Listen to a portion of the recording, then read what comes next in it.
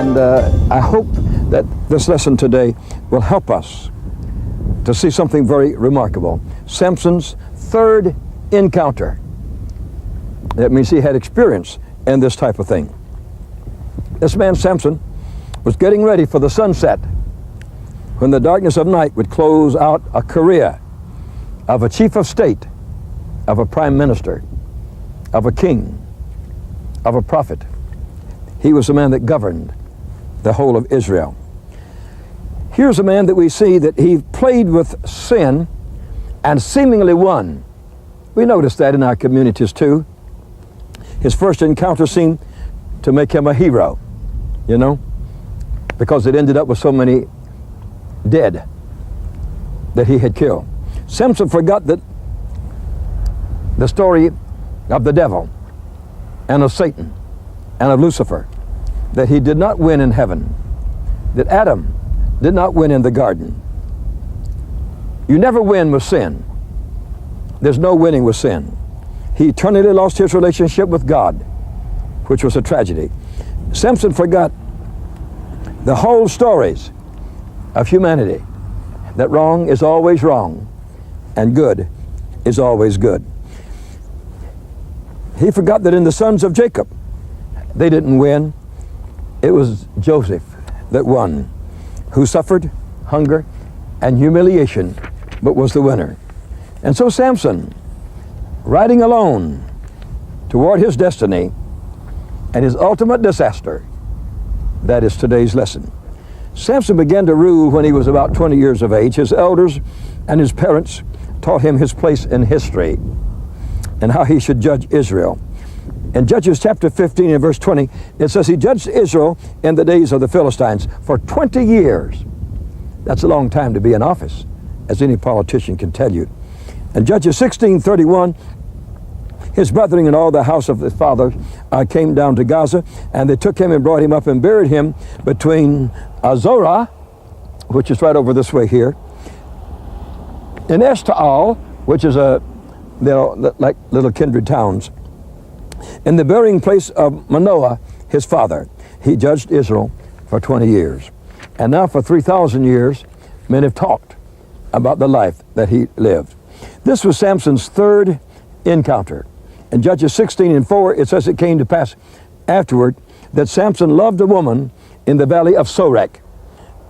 Sorek is just up the way here, and we'll be showing it to you. Her name was Delilah. Samson was directed and guided and influenced by his base emotions and by his soulical forces, and not by his spirit, not by his better desires and better forces. He displayed a rebellious spirit, the same one that Adam had when he disobeyed Jehovah. Samson deliberately visited a woman, possibly of disrepute, in the valley of Sorek, very close by where I'm standing at this moment. Her name was Delilah. And you look into your dictionary, and Delilah means the languishing one. That's a good word for a harlot. Don't want to work, just take a man and live with him for an hour or two and make your money. The pining one, when she didn't have a man, long face, sad, and with tears. She's called the weak one. These are all definitions of her name. The weak one. You could tell her what was right. She wouldn't live it. She had no ability to live it. She was also called the frustrated one. What shall I do? What shall I do? Went right back doing the same thing all over again. And the dictionary calls her the lonely one. Sin is always lonely. When you commit iniquity, you're going to have some lonely hours. But this woman, Delilah, in our lesson today, was waiting like a spider waits for a fly for Samson to arrive. She was ready to make deceptive love to this young man called Samson. She was ready to mock him. She was ready to have him captured for her god, Dagon, and for the 5 lords of the Philistines. Yeah, Delilah became the heroine of the Philistines. She conquered their greatest enemy. She did it on her own. Samson was a mighty one. He was a feared one. He was a strong one. And he was lured into a net by one woman who captured him. No doubt Delilah was bedecked with fragrant flowers, all kinds of perfumes, and everything that would make her to be a tempting one when Samson came. So this valley of Sorek is, you might not understand, is right close to Samson's birthplace. It is near Estaol. Samson was always near home with his solitary adventures. One of the three women in Samson's life, the third one, named Delilah, is the only one of the three women that her name is recorded. The other two are nameless. Delilah was a stronger personality than the first two encounters that this young man had. From a baby, Delilah was taught to worship Dagon. Pagan, well, he was no god.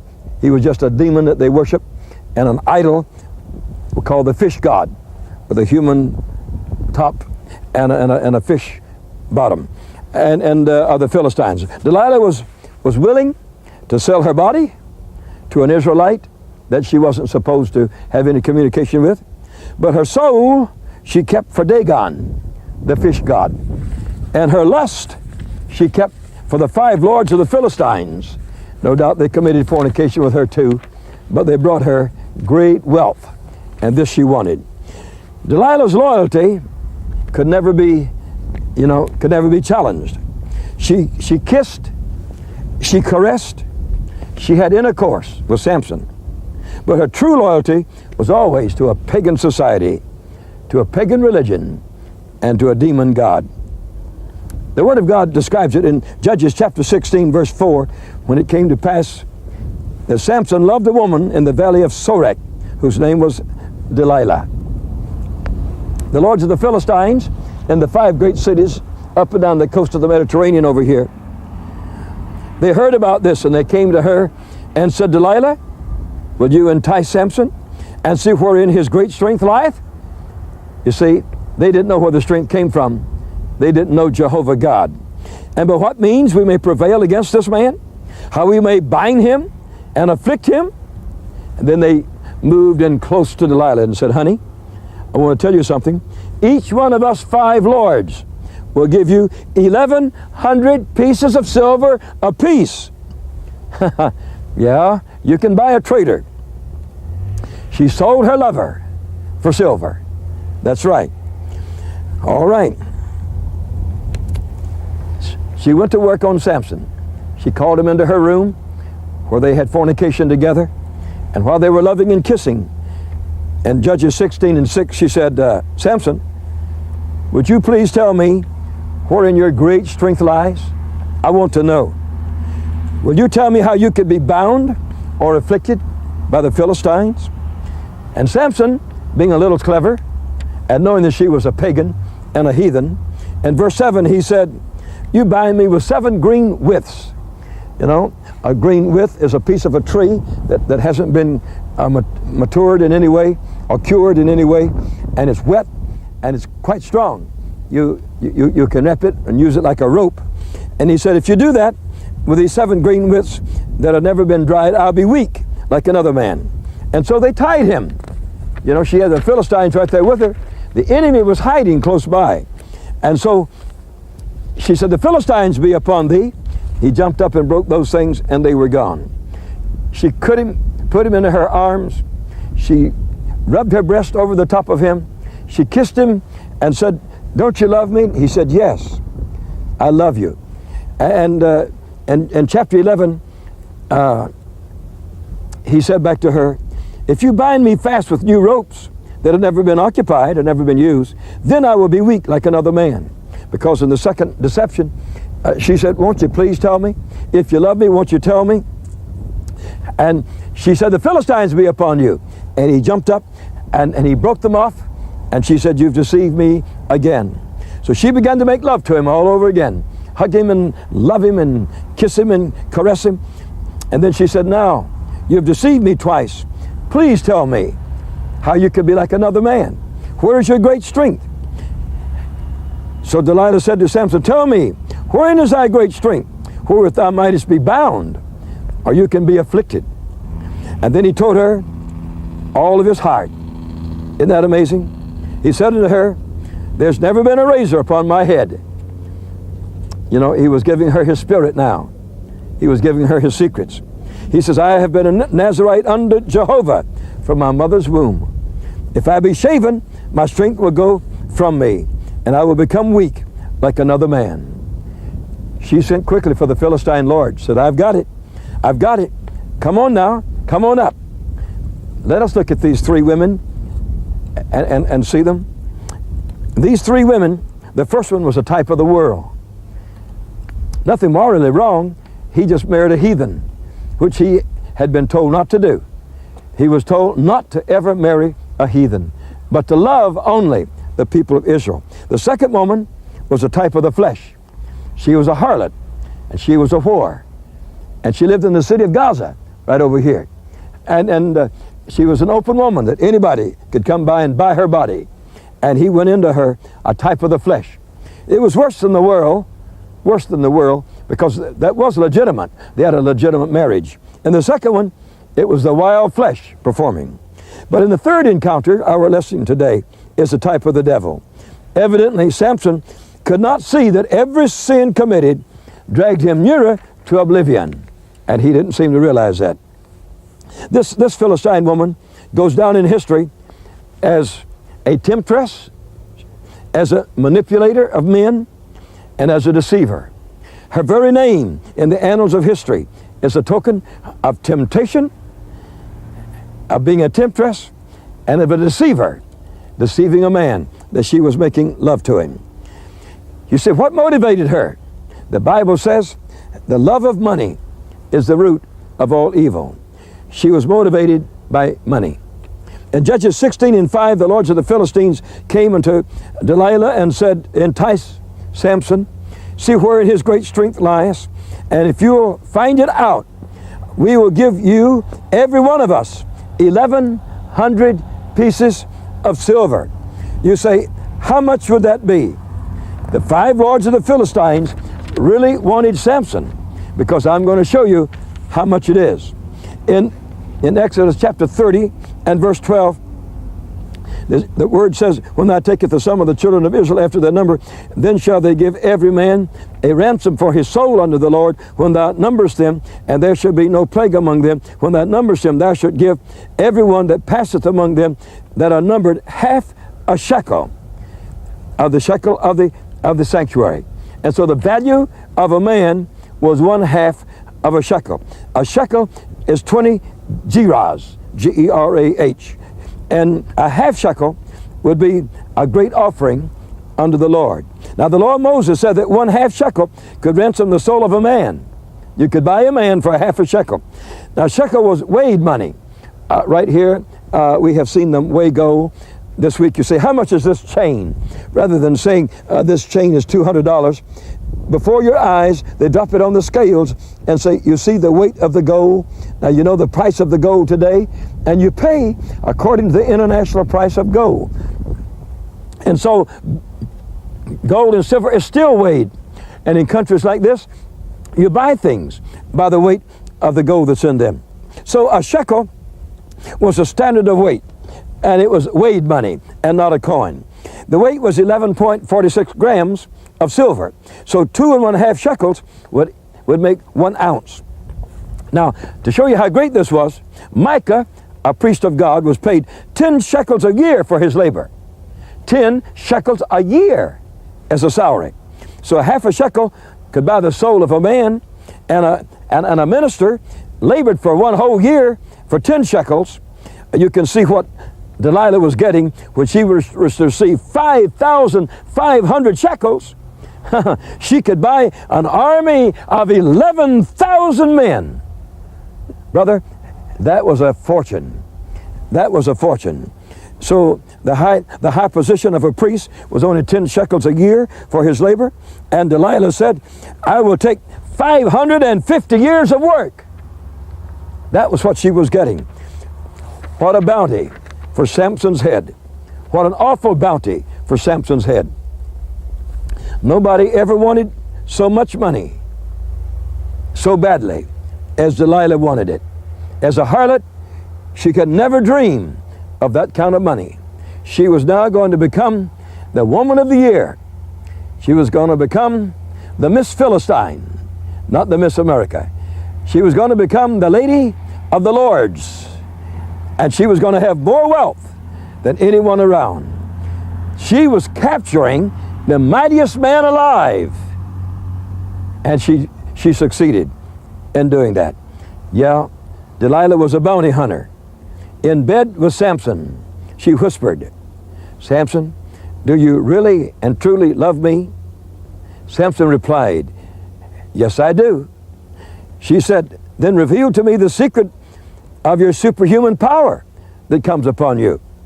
Says, "If you are, and you do love me, then tell me about yourself. We love one another. Tell me the whole secrets." She possibly added, "You know, I won't tell anyone. This is just between you and me." But you know, being a pagan, she thought it was the same kind of magic that could be learned somewhere else in the marketplace. And Samson gave to her all that he had. At first, he told her 3 lies, and then he told her the truth. Now, I want to tell you something very, very strong. Illicit love is never honest. Now, you better remember that. Illicit love is never honest. Anything you can play with a whore, are you women going to play with a fast-moving man driving down the left side of life very strong? You got to know illicit love is never honest love. Never in history has it ever been honest. It's bought with a price and sold on the block very cheap. Delilah the harlot was a liar. She lied to him. She said, "I love you." She did not love him. She loved money. And she was after a mighty fortune of money, not just a little. And Samson, the judge of Israel, lied. He played with her like a toy. "Oh, yes, just give me sex. Yeah, tie me with these green trees here, and I'll be weak. Tie me with these new ropes, and I'll be weak." But notice he was getting closer to his covenant all the time. He said, "Take my locks here and tie them up." See, his head, that's where his power was. There in his locks. He says, "Tie me up, put them in a pin, and when you do, I'll be weak like other men." You see, this was a lie. It was not a truth. And so she lied and he lied. That's the way sin is. And I want to tell you a very strong situation, and it is this. These 2 people died together. She was present. I'm going to teach you about that mighty celebration in our lessons to come. But they died together. If you run with sinners, you'll die with them. If you play with sin, you'll die with your hands full of it. If you live the wrong life, that wrong life will take you down, and you will die in the slop hole of bad and wrong. When I was a young man in my teens, I knew a family named Wilson. They had a beautiful daughter. When she was about 15 or 16, it was in Tennessee. She ran away from home to live a gay life. They never could find her. They searched for her, the police looked for her, they couldn't find her. Maybe 2 years later, the phone rang. On the other line, it said, "Daddy?" He said, "Yes." She says, "This is Bonnie." He said, "Yes." "Where are you, honey?" She says, "Daddy." Says, "I'm in Kansas City." I said, "Daddy, I'm dying of syphilis." Says, "I have syphilis all through my body." Says, "I have been a harlot for these 2 years, and I've been abused by so many men, beaten up, knocked around, and now I'm dying of syphilis. Daddy, I want to die in your arms. Will you come and get me?" Old man Wilson, a farmer, jumped in his car in Tennessee. He drove like a wild man to Kansas City, to the address she gave him. He ran up into that dirty, dinky, filthy apartment place. He threw open a door. Wilson was an enormous man. Must have weighed 250 pounds or 260 pounds. He looked in, there in the bed was not the flush, beautiful, darling girl 2 years before, but just the bones of a poor little girl rotting from social disease. He didn't stay. He was a man of action. He threw a sheet around her, ran out of that room, put her in his car, drove like a madman. I lived in their home. I knew this family so well. Drove like a madman. Brought her back to Mama. Put her in the bed. She looked up and said, "Daddy, I'm dying." He says, "Oh, don't say that, honey." Yes, she says, "I'm dying." Oh, he says, "Don't say that, darling." She says, "Daddy, I'm dying." And says, "Daddy, can you set me up higher in the bed?" Well, he said, "Yes." He put more pillows and put her up higher. She said, "Daddy, my feet are so hot." He said, "Why?" She says, "Well, I see hell below me and my feet already in hell." Oh, he said, "No, no, no." He says, "Yes, Daddy." He says, "My feet are in hell." She said, "Can you put me higher?" He pushed her higher in the bed. My brother was standing right there in the room at that time. And she began to cry and said, "Daddy, push me a little higher." She says, "I'm burning." It says, "I've been so wicked. I've been so mean. I've been a liar. I've been a thief. I've been a harlot. Daddy, I sold my soul." What are you going to do with your soul? What are you going to do with your soul? Are you going to be a Samson? Are you going to play with harlots? Are you going to play with prostitutes? Are you going to play with evil men full of the devil? I'm bringing you these programs that we can learn something from Samson, the loner. If he'd have stayed with friends, he'd have been another man. If he'd have stayed with the governing body of Israel, he could have made a great leader. He could have made a great champion. He could have made a mighty general of the army with all of his people behind him. But he didn't. He played the game alone. He didn't have a friend with him when that woman was playing him for a sucker. If he'd have just had a friend that had said, "Come on, Samson, it's time to get out of here, man. They're about to take your life. They're about to take your strength. She's a spider, and you're almost in the web. Come on, let's get out of here." No, he was a loner. He played the game of life all alone, and he was deceived by a woman in his third encounter of life. He had played with the world, and he won. That might be you. He played with the flesh, and he won. That might be you. But when he played with the devil, he lost. And that might be you. I want you to give your heart to God right now. I want you to come off of drugs. I want you to come off of alcohol. I want you to come off of illicit sex. Sex outside of marriage will destroy you. It'll destroy a family. It'll destroy a nation. It is a destroyer. It's deceptive. It is not honest. It is not true. It's full of lies. I beg you now to come to God, to come to Jesus, to give your life to Him, and let your life get straightened out, and let's go to heaven together in Jesus' name.